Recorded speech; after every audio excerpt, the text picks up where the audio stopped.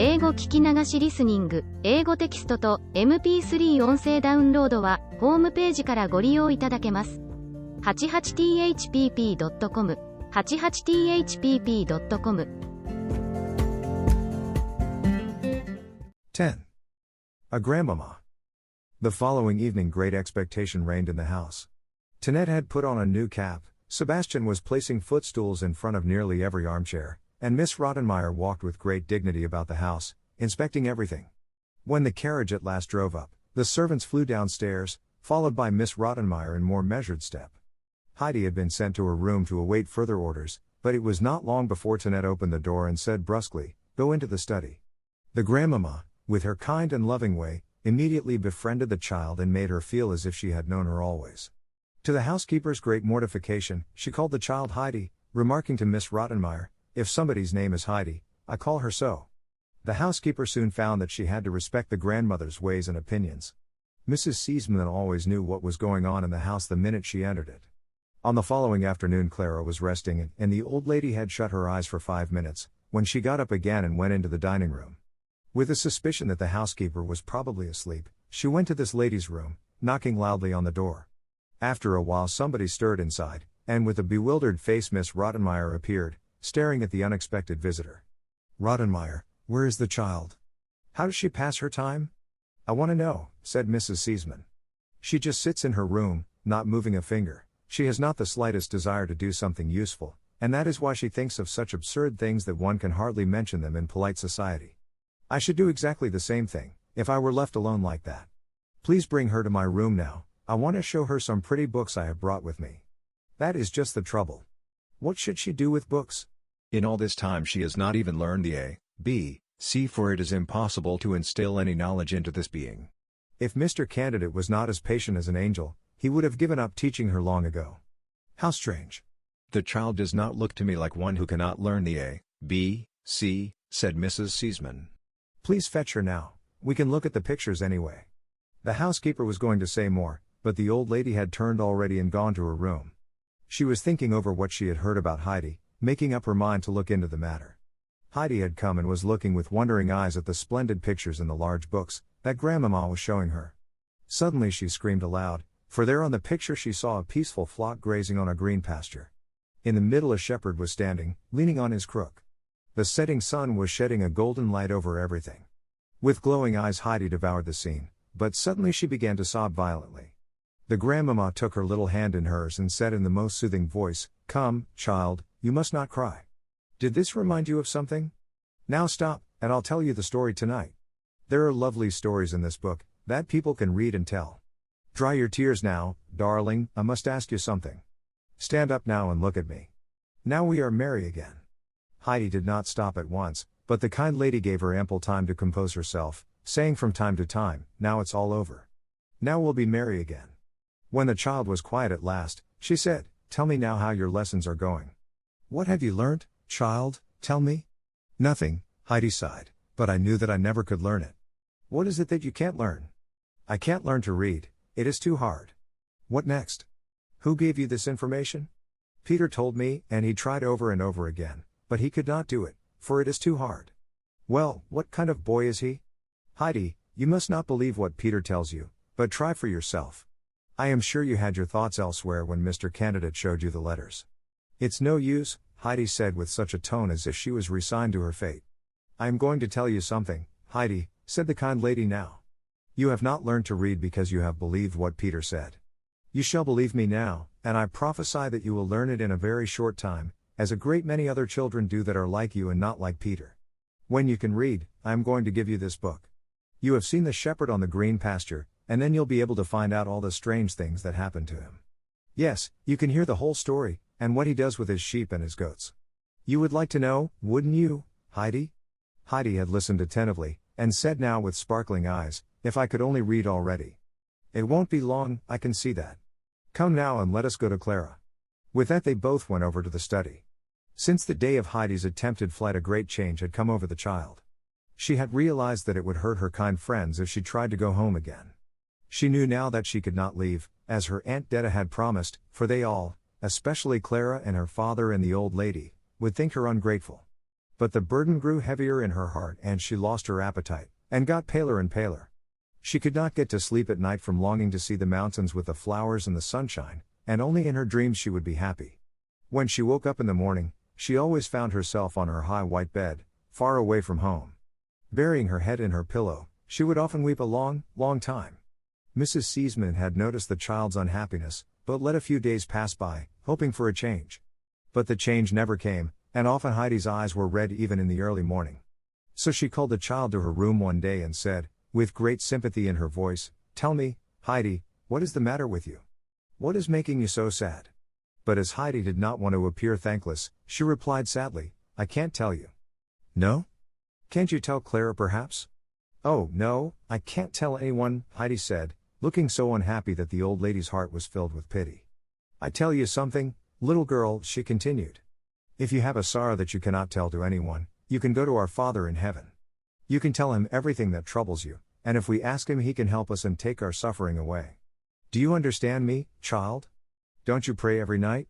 Don't you thank him for all his gifts and ask him to protect you from evil?" "Oh no, I never do that," replied the child. "Have you never prayed, Heidi? Do you know what I mean? I only prayed with my first grandmother, but it is so long ago that I have forgotten. See, Heidi, I understand now why you are so unhappy.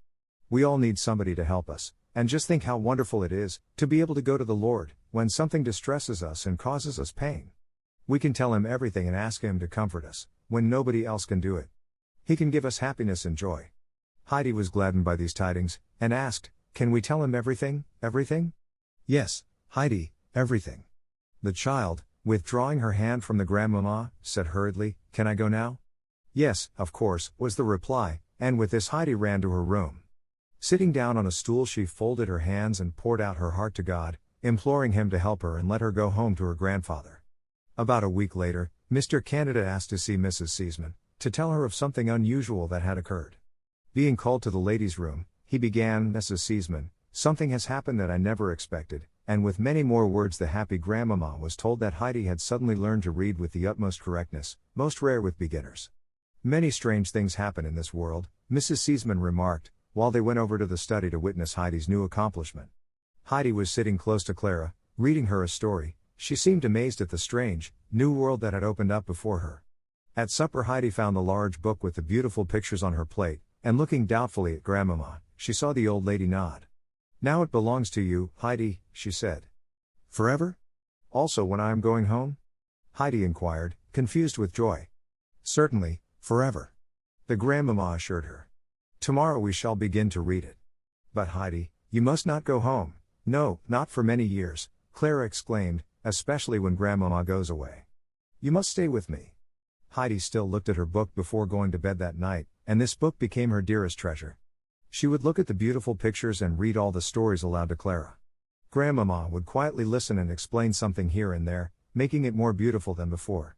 Heidi loved the pictures with the shepherd best of all. They told the story of the prodigal son, and the child would read and reread it till she nearly knew it all by heart. Since Heidi had learned to read and possess the book, the days seemed to fly, and the time had come near that the grandmamma had fixed for her departure. 11. Heidi gains in some respects and loses in others. The grandmamma sent for Heidi every day after dinner, while Clara was resting and Miss Rottenmeier disappeared into her room.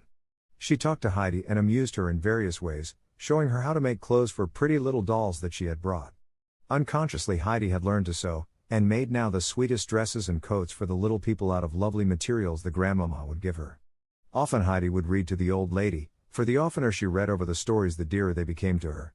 The child lived everything through with the people in the tales and was always happy to be with them again. But she never looked really cheerful and her eyes never sparkled merrily as before. In the last week of Mrs. Seesman's stay, Heidi was called again to the old lady's room. The child entered with her beloved book under her arm.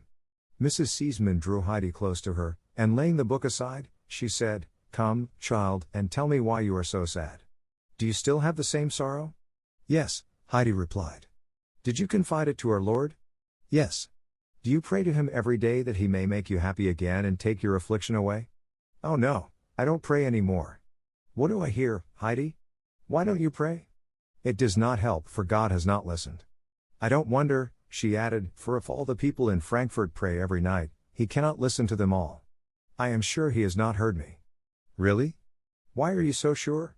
Because I have prayed for the same thing many, many weeks and God has not done what I have asked him to. That is not the way, Heidi. You see, God in heaven is a good father to all of us, who knows what we need better than we do. When something we ask for is not very good for us, he gives us something much better, if we confide in him and do not lose confidence in his love. I am sure what you asked for was not very good for you just now. He has heard you, for he can hear the prayers of all the people in the world at the same time, because he is God Almighty and not a mortal like us. He heard your prayers and said to himself, yes, Heidi shall get what she is praying for in time. Now, while God was looking down on you to hear your prayers, you lost confidence and went away from him. If God does not hear your prayers anymore, he will forget you also and let you go. Don't you want to go back to him, Heidi, and ask his forgiveness? Pray to him every day, and hope in him, that he may bring cheer and happiness to you. Heidi had listened attentively. She had unbounded confidence in the old lady, whose words had made a deep impression on her. Full of repentance, she said, I shall go at once and ask our father to pardon me. I shall never forget him any more. That's right, Heidi, I am sure he will help you in time, if you only trust in him, the grandmother consoled her. Heidi went to her room now and prayed earnestly to God that he would forgive her and fulfill her wish. The day of departure had come, but Mrs. Seesman arranged everything in such a way that the children hardly realized she was actually going. Still everything was empty and quiet when she had gone, and the children hardly knew how to pass their time. Next day, Heidi came to Clara in the afternoon and said, Can I always read to you now, Clara? Clara assented, and Heidi began. But she did not get very far, for the story she was reading told of a grandmother's death. Suddenly she cried aloud, Oh, now grandmother is dead. And wept in the most pitiful fashion. Whatever Heidi read always seemed real to her, and now she thought it was her own grandmother at home. Louder and louder she sobbed, Now poor grandmother is dead and I can never see her any more, and she never got one single roll. Clara attempted to explain the mistake, but Heidi was too much upset. She pictured to herself how terrible it would be if her dear old grandfather would die too while she was far away. How quiet and empty it would be in the hut, and how lonely she would be. Miss Rottenmeier had overheard the scene, and approaching the sobbing child she said impatiently, Adelheid, now you have screamed enough. If I hear you again giving way to yourself in such a noisy fashion, I shall take your book away forever. Heidi turned pale at that, for the book was her greatest treasure. Quickly drying her tears, she choked down her sobs. After that Heidi never cried again. Often she could hardly repress her sobs and was obliged to make the strangest faces to keep herself from crying out. Clara often looked at her, full of surprise, but Miss Rottenmeier did not notice them and found no occasion to carry out her threat. However, the poor child got more cheerless every day, and looked so thin and pale that Sebastian became worried. He tried to encourage her at table to help herself to all the good dishes, but listlessly she would let them pass and hardly touch them. In the evening she would cry quietly, her heart bursting with longing to go home. Thus the time passed by. Heidi never knew if it was summer or winter, for the walls opposite never changed. They drove out very seldom, for Clara was only able to go a short distance. They never saw anything else than streets, houses and busy people, no grass, no fir trees and no mountains. Heidi struggled constantly against her sorrow, but in vain. Autumn and winter had passed, and Heidi knew that the time was coming when Peter would go up the Alp with his goats, where the flowers were glistening in the sunshine and the mountains were all afire. She would sit down in a corner of her room and put both hands before her eyes, not to see the glaring sunshine on the opposite wall. There she would remain, eating her heart away with longing, till Clara would call for her to come. 12. The Seesman house is haunted. For several days Miss Rottenmeier had been wandering silently about the house. When she went from room to room or along the corridors, she would often glance back as if she were afraid that somebody was following her. If she had to go to the upper floor, where the gorgeous guest rooms were, or to the lower story, where the big ballroom was situated, she always told Tinette to come with her. The strange thing was, that none of the servants dared to go anywhere alone and always found an excuse to ask each other's company, which requests were always granted. The cook, who had been in the house for many years, would often shake her head and mutter, that I should live to see this. Something strange and weird was happening in the house. Every morning, when the servants came downstairs, they found the front door wide open. At first everybody had thought that the house must have been robbed, but nothing was missing. Every morning it was the same, despite the double locks that were put on the door. At last John and Sebastian, taking courage, prepared themselves to watch through a night to see who was the ghost. Armed and provided with some strengthening liquor, they repaired to a room downstairs. First they talked, but soon, getting sleepy, they leaned silently back in their chairs. When the clock from the old church tower struck 1, Sebastian awoke and roused his comrade, which was no easy matter. At last, however, John was wide awake, and together they went out into the hall. The same moment a strong wind put out the light that John held in his hand. Rushing back, he nearly upset Sebastian, who stood behind him, and pulling the butler back into the room, he locked the door in furious haste. When the light was lit again, Sebastian noticed that John was deadly pale and trembling like an aspen leaf. Sebastian, not having seen anything, asked anxiously, "What is the matter? What did you see?" The door was open and a white form was on the stairs. "It went up and was gone in a moment," gasped John. Cold shivers ran down the butler's back. They sat without moving till the morning came, and then, shutting the door, they went upstairs to report to the housekeeper what they had seen. The lady, who was waiting eagerly, heard the tale and immediately sat down to write to Mr. Seesman. She told him that fright had paralyzed her fingers and that terrible things were happening in the house. Then followed a tale of the appearance of the ghost. Mr. Seesman replied that he could not leave his business, and advised Miss Rottenmeier to ask his mother to come to stay with them, for Mrs. Seesman would easily dispatch the ghost. Miss Rottenmeier was offended with the tone of the letter, which did not seem to take her account seriously. Mrs. Seesman also replied that she could not come, so the housekeeper decided to tell the children all about it. Clara, at the uncanny tale, immediately exclaimed that she would not stay alone another moment and that she wished her father to come home.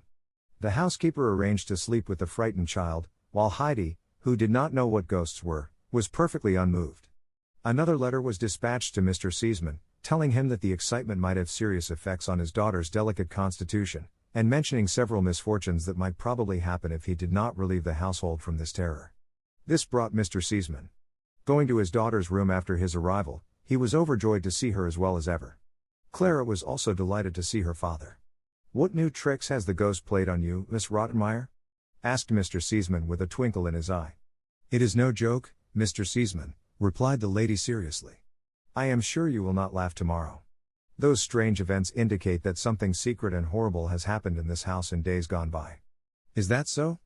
This is new to me," remarked Mr. Seesman. "But will you please not suspect my venerable ancestors? Please call Sebastian, I want to speak to him alone." Mr. Seesman knew that the two were not on good terms, so he said to the butler, "Come here, Sebastian, and tell me honestly, if you have played the ghost for Miss Rottenmeier's pastime?" "No, upon my word, master, you must not think that," replied Sebastian frankly. "I do not like it quite myself." "Well, I'll show you and John what ghosts look like by day. You ought to be ashamed of yourselves, strong young men like you. Now go at once to my old friend, Dr. Klassen, and tell him to come to me at 9 o'clock tonight. Tell him that I came from Paris especially to consult him, and that I want him to sit up all night with me. Do you understand me, Sebastian?" "Yes, indeed. I shall do as you say, Mr. Seesman." Mr. Seesman then went up to Clara's room to quiet and comfort her. Punctually at 9 o'clock the doctor arrived. Though his hair was gray, his face was still fresh, and his eyes were lively and kind. When he saw his friend, he laughed aloud and said, Well, you look pretty healthy for one who needs to be watched all night." "Have patience, my old friend," replied Mr. Seesman. "I am afraid the person we have to sit up for will look worse, but first we must catch him." "What? Then somebody is sick in this house." "What do you mean?" "Far worse, doctor, far worse. A ghost is in the house. My house is haunted."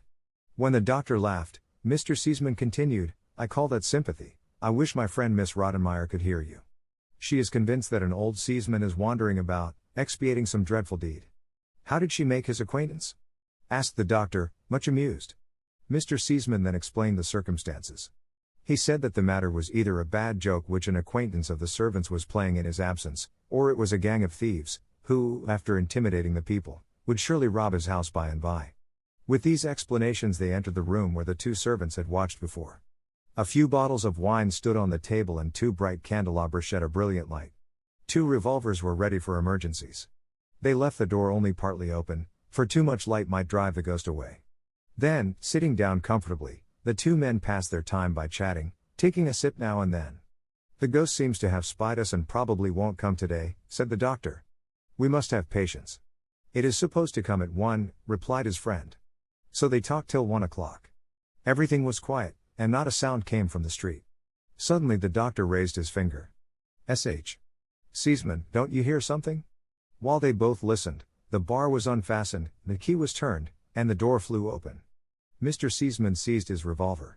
"You are not afraid, I hope?" said the doctor, getting up. "Better be cautious," whispered Mr. Seaman, seizing the candelabrum in the other hand.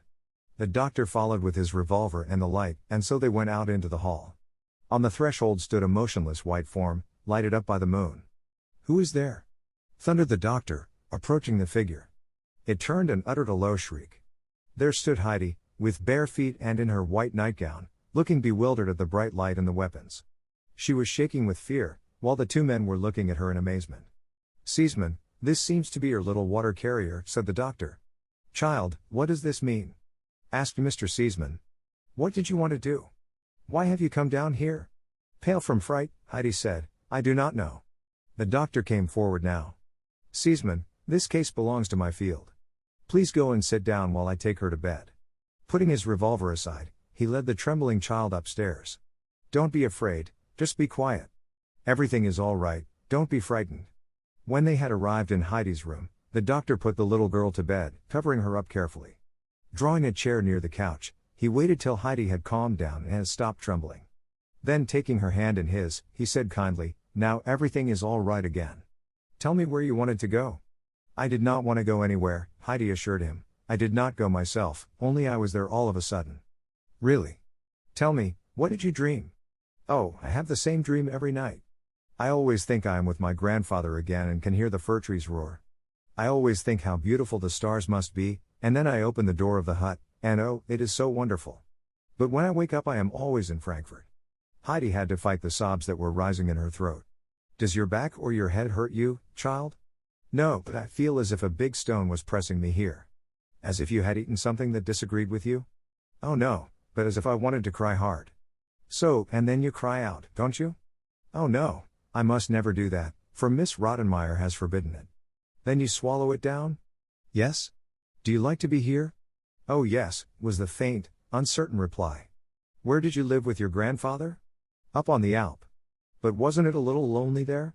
"Oh no, it was so beautiful." But Heidi could say no more. The recollection, the excitement of the night and all the restrained sorrow overpowered the child.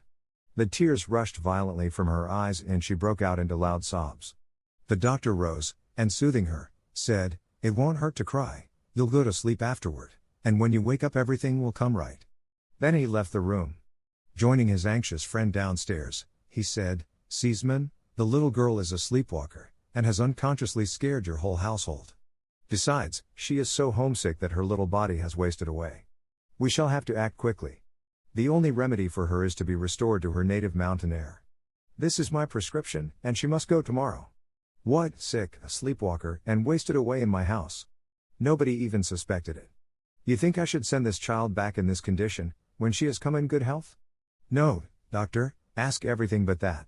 Take her in hand and prescribe for her, but let her get well before I send her back." "Seaman," the doctor replied seriously, "just think what you are doing. We cannot cure her with powders and pills. The child has not a strong constitution, and if you keep her here, she might never get well again. If you restore her to the bracing mountain air to which she is accustomed, she probably will get perfectly well again." When Mr. Seaman heard this he said, "If that is your advice, we must act at once, this is the only way then." With these words Mr. Seaman took his friend's arm and walked about with him to talk the matter over. When everything was settled, the doctor took his leave, for the morning had already come and the sun was shining in through the door. 13. Up the ALP on a summer evening. Mr. Seaman, going upstairs in great agitation, knocked at the housekeeper's door.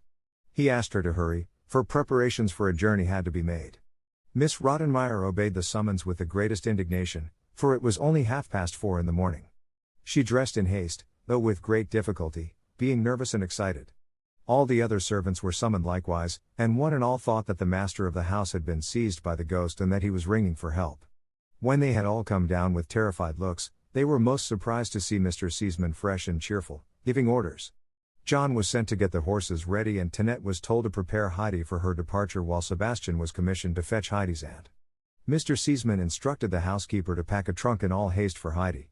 Miss Rottenmeier experienced an extreme disappointment, for she had hoped for an explanation of the great mystery. But Mr. Seaman, evidently not in the mood to converse further, went to his daughter's room. Clara had been wakened by the unusual noises and was listening eagerly. Her father told her of what had happened and how the doctor had ordered Heidi back to her home, because her condition was serious and might get worse. She might even climb the roof, or be exposed to similar dangers, if she was not cured at once. Clara was painfully surprised and tried to prevent her father from carrying out his plan. He remained firm, however, promising to take her to Switzerland himself the following summer, if she was good and sensible now. So the child, resigning herself, begged to have Heidi's trunk packed in her room. Mr. Seesman encouraged her to get together a good outfit for her little friend. Heidi's aunt had arrived in the meantime. Being told to take her niece home with her, she found no end of excuses, which plainly showed that she did not want to do it, for Detta well remembered the uncle's parting words. Mr. Seesman dismissed her and summoned Sebastian. The butler was told to get ready for traveling with the child. He was to go to ball that day and spend the night at a good hotel which his master named. The next day the child was to be brought to her home. "Listen, Sebastian," Mr. Seesman said, "and do exactly as I tell you. I know the hotel in Ball, and if you show my card they will give you good accommodations.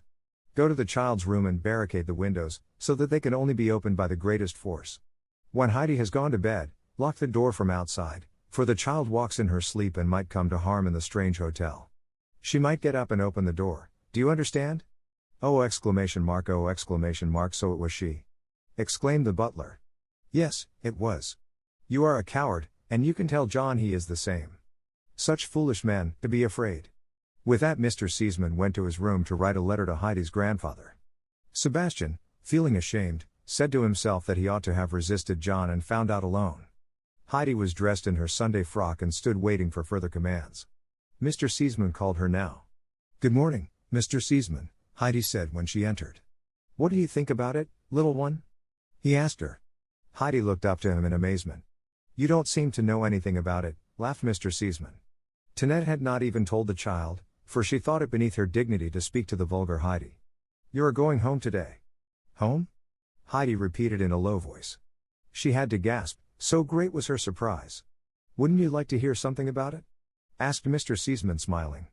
"Oh yes, I should like to," said the blushing child. Good, said the kind gentleman. "Sit down and eat a big breakfast now, for you are going away right afterwards." The child could not even swallow a morsel, though she tried to eat out of obedience. It seemed to her as if it was only a dream. "Go to Clara, Heidi, till the carriage comes," Mr. Seesman said kindly. Heidi had been wishing to go, and now she ran to Clara's room, where a huge trunk was standing. "Heidi, look at the things I had packed for you. Do you like them?" Clara asked. There were a great many lovely things in it, but Heidi jumped for joy when she discovered a little basket with 12 round white rolls for the grandmother. The children had forgotten that the moment for parting had come, when the carriage was announced. Heidi had to get all her own treasures from her room yet. The grandmama's book was carefully packed, and the red shawl that Miss Rottenmeier had purposely left behind. Then putting on her pretty hat, she left her room to say goodbye to Clara. There was not much time left to do so, for Mr. Seesman was waiting to put Heidi in the carriage. When Miss Rottenmeier, who was standing on the stairs to bid farewell to her pupil, saw the red bundle in Heidi's hand, she seized it and threw it on the ground. Heidi looked imploringly at her kind protector, and Mr. Seesman, seeing how much she treasured it, gave it back to her. The happy child at parting thanked him for all his goodness. She also sent a message of thanks to the good old doctor, whom she suspected to be the real cause of her going.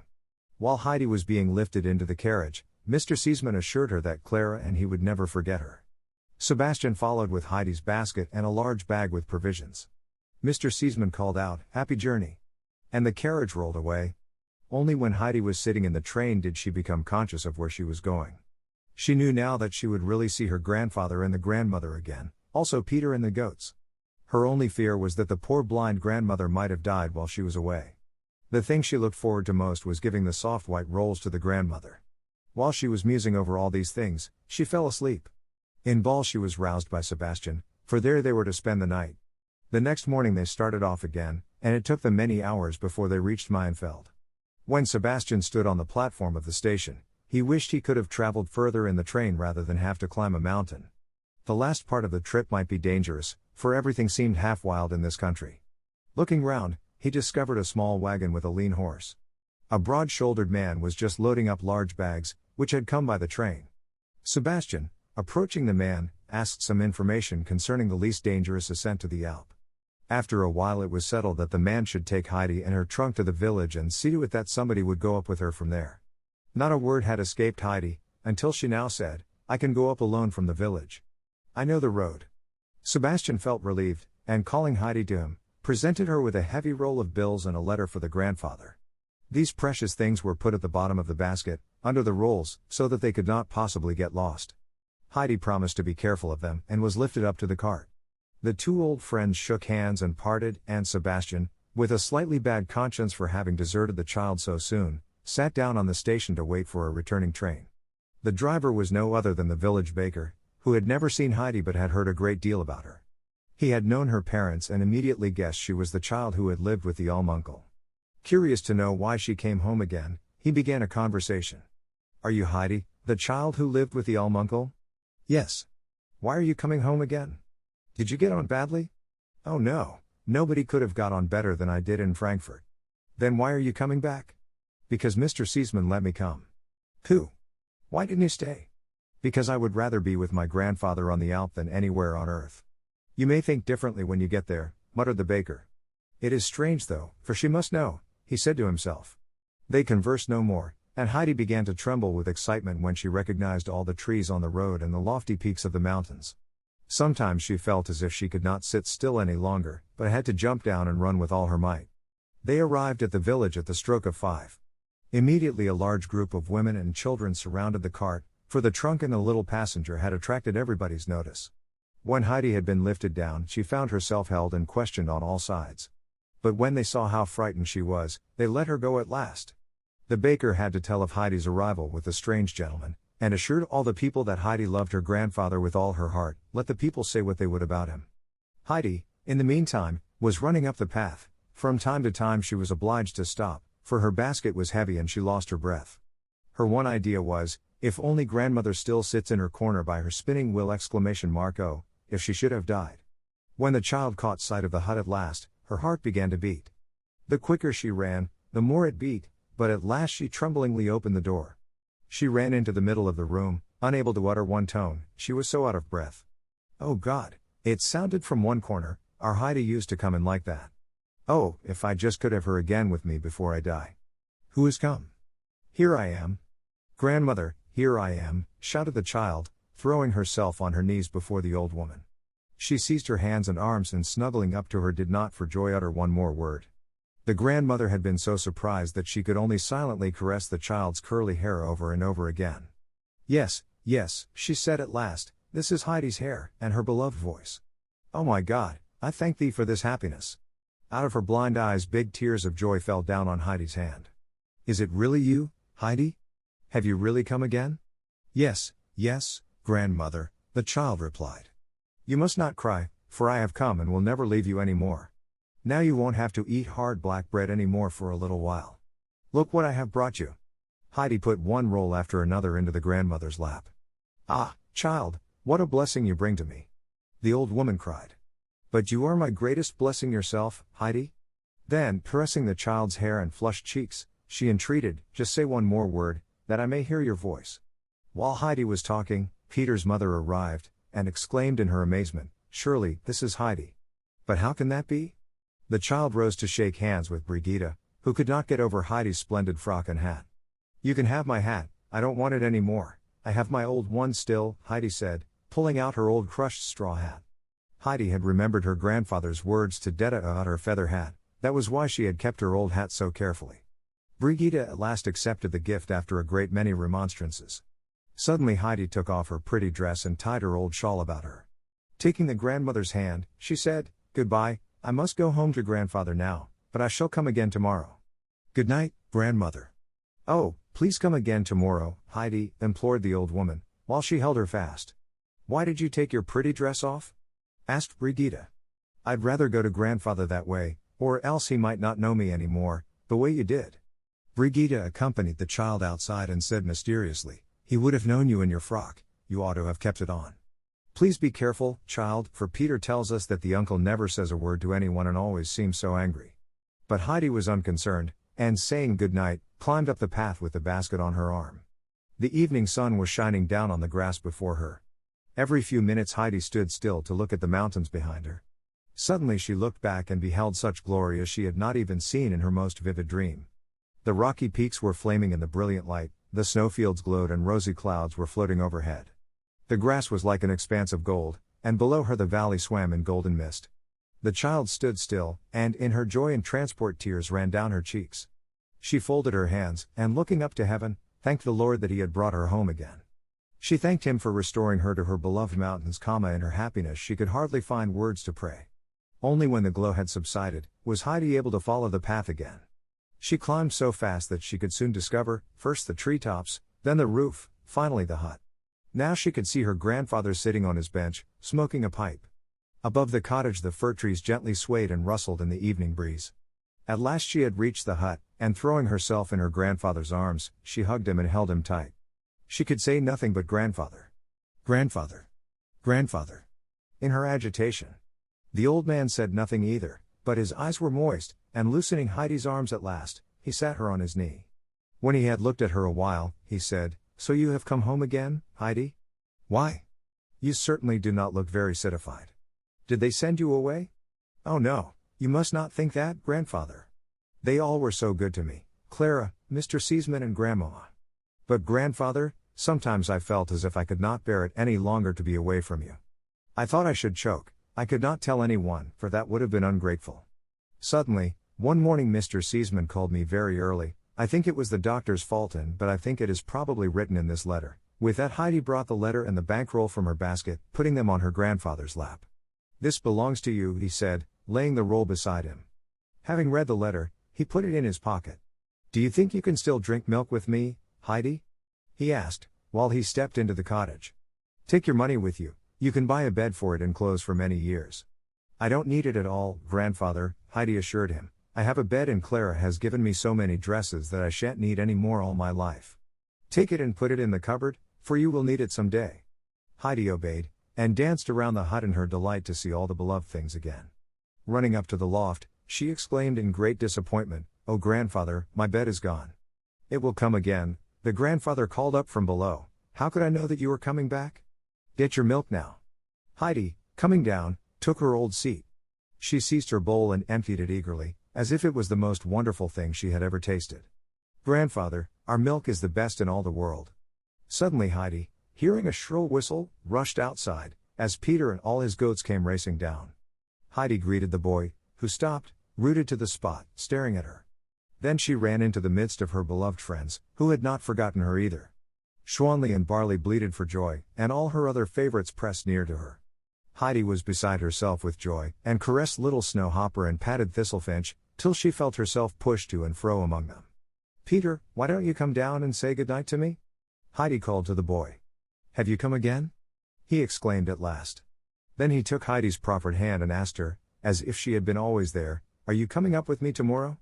"No, tomorrow I must go to grandmother, but perhaps the day after." Peter had a hard time with his goats that day, for they would not follow him. Over and over again they came back to Heidi, till she entered the shed with Barley and Schwanley and shut the door. When Heidi went up to her loft to sleep, she found a fresh, fragrant bed waiting for her, and she slept better that night than she had for many, many months, for her great and burning longing had been satisfied. About 10 times that night the grandfather rose from his couch to listen to Heidi's quiet breathing. The window was filled up with hay, for from now on the moon was not allowed to shine on Heidi any more. But Heidi slept quietly, for she had seen the flaming mountains and had heard the fir trees roar. 14. On Sunday when the church bells ring. Heidi was standing under the swaying fir trees, waiting for her grandfather to join her. He had promised to bring up her trunk from the village while she went in to visit the grandmother. The child was longing to see the blind woman again and to hear how she had liked the rolls. It was Saturday, and the grandfather had been cleaning the cottage. Soon he was ready to start. When they had descended and Heidi entered Peter's hut, the grandmother called lovingly to her, "Have you come again, child?"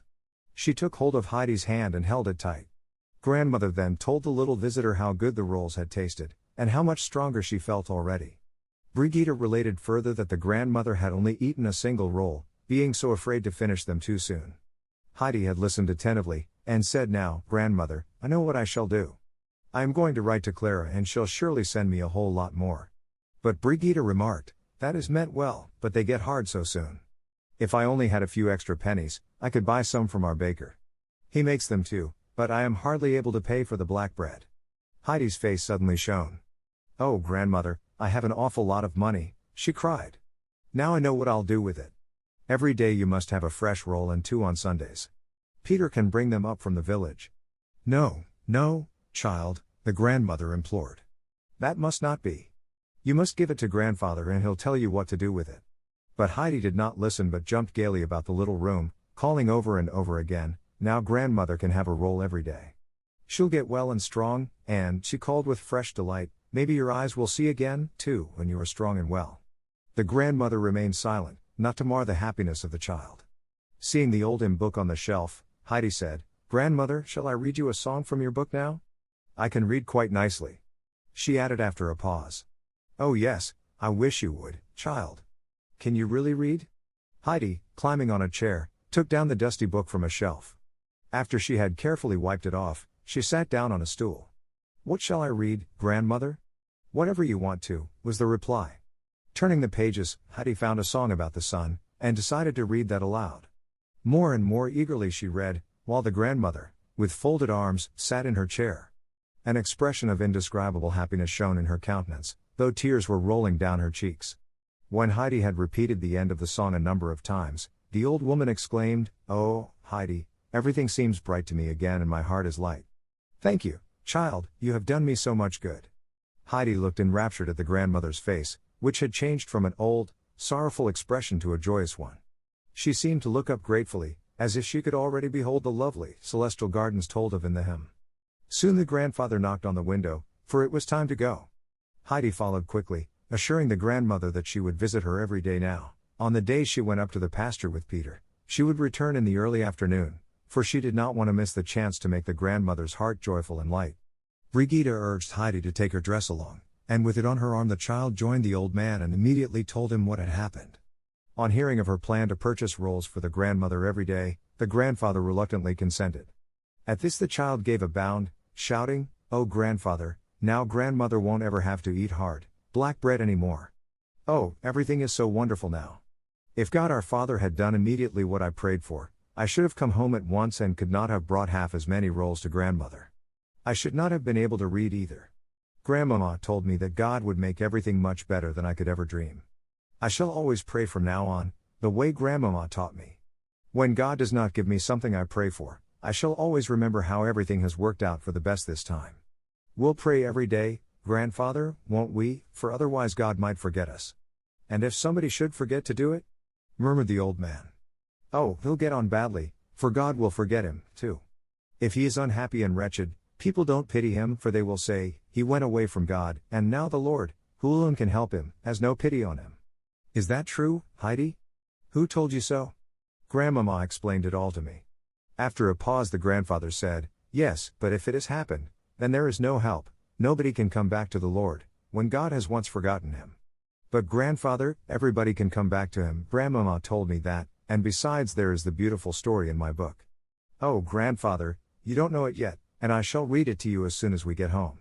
The grandfather had brought a big basket with him, in which he carried half the contents of Heidi's trunk. It had been too large to be conveyed up the steep ascent.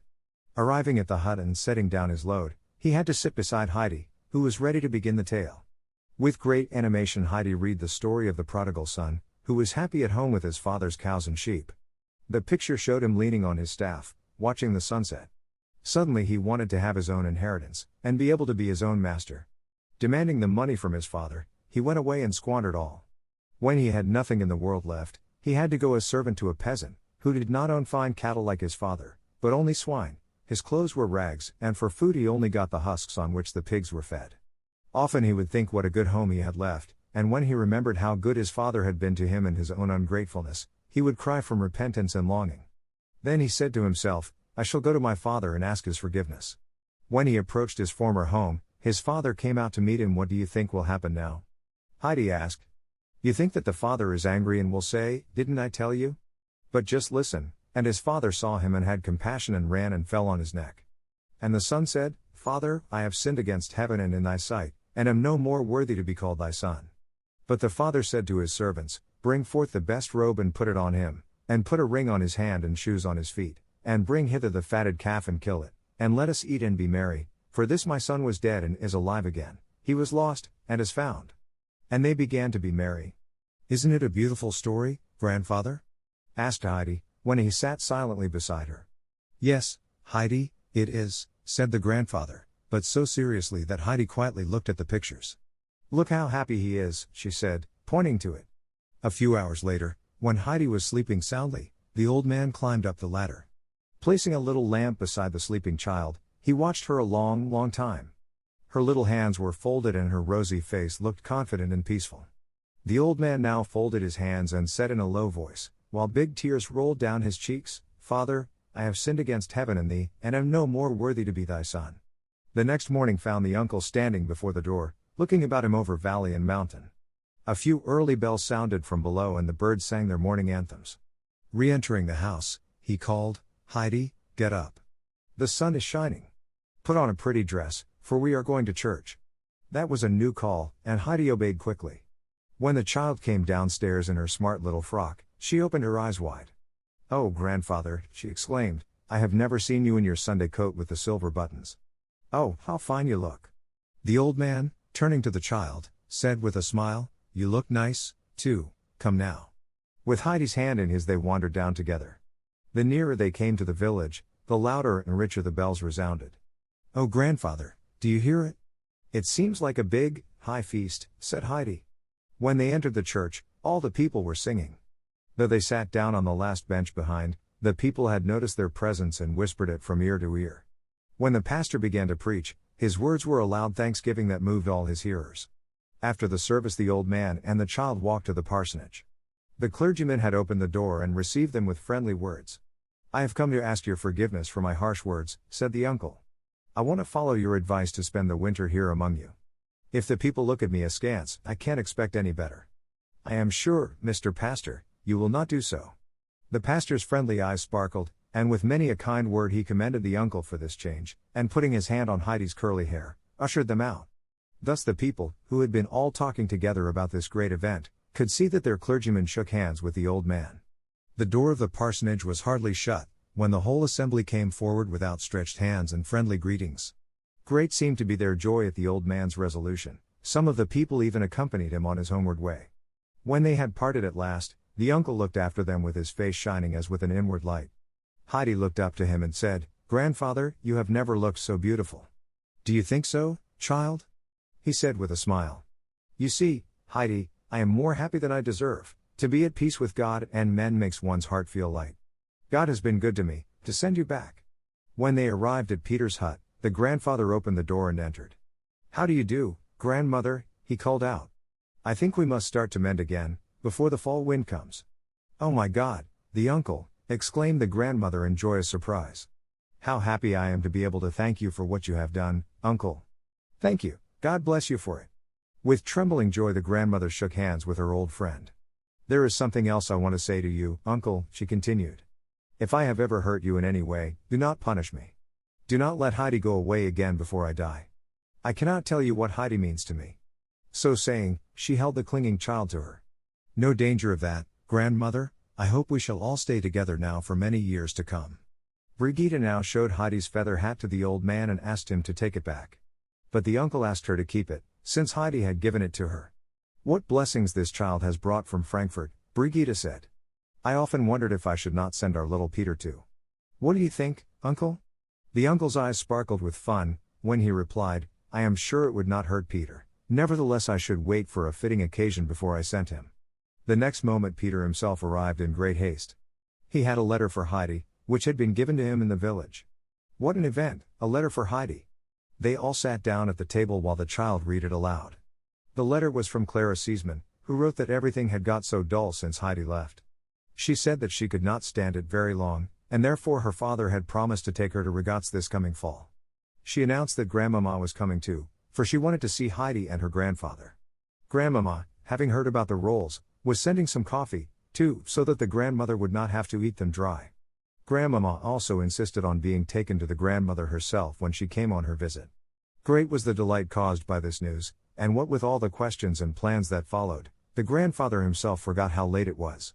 This happy day, which had united them all, caused the old woman to say at parting, "The most beautiful thing of all, though, is to be able to shake hands again with an old friend, as in days gone by. It is a great comfort to find again what we have treasured. I hope you'll come soon again, uncle." I am counting on the child for tomorrow. This promise was given. While Heidi and her grandfather were on their homeward path, the peaceful sound of evening bells accompanied them. At last they reached the cottage, which seemed to glow in the evening light. 物語の続きは、ホームページからお聞きいただけます。また、テキスト、MP3 ダウンロードも合わせてご利用ください。88thpp.com 88thpp.com